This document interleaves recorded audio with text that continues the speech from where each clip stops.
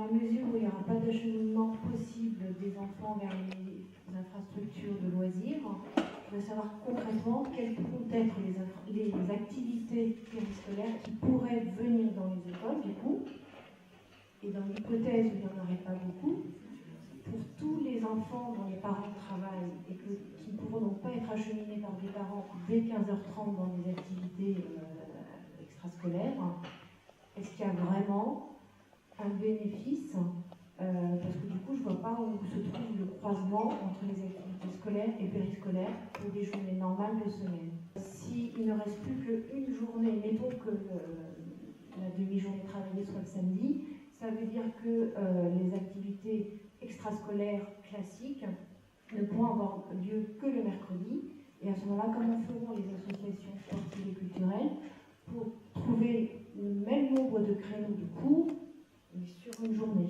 Sincèrement, il faut recenser justement ce qui peut se faire dans les écoles.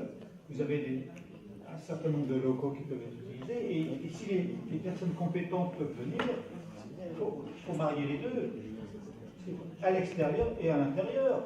C'est là que j'ai découvert réellement des potentiels que les acteurs eux-mêmes ne voyaient pas. Donc là, il y a quelque chose à faire, vraiment, un recensement de l'existant par rapport à un objectif.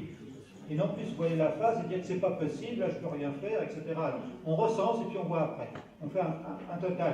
La direction des sports, à Issy-les-Moulineaux, a été très étonnée de voir que, en fait, dans toutes les écoles d'Issy-les-Moulineaux, il y avait un gymnase, et non seulement il y avait un gymnase, il y avait un lieu où on pouvait faire de l'activité physique et sportive, en plus de la cour de récréation, c'est-à-dire un grand préau qui pouvait être aménagé, et en plus un certain nombre de gymnases pouvaient être utilisés dans un rayon de. Et là, c'était réservé, bien sûr, aux clubs, et les clubs ne voulaient pas, etc. etc. Donc, sincèrement, il y a à voir la réalité, à faire un recensement.